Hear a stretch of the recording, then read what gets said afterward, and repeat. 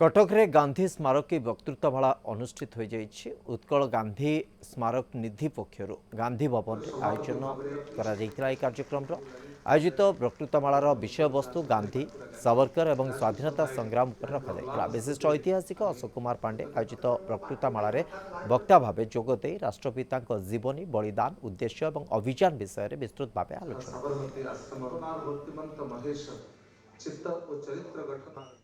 मु केबे मंच ऊपर को आसेनी एवं वक्तव्य भी रखेनी जेहेतु अनुरोध करछथि केवल एति कहबी जे पिलाटी दिनरो बापा को देखिछि एवं बापा जो भली ढंगरे हम सब चारि भौणी दुई भाई को बढ़ेवा पे चेष्टा करूथिले से समय रे मते खटका लागुथिला किंतु आज देखुछि ते सेईटा ही थिला ताके व्यक्तित्वर सुंदरपण बा ब्यूटी।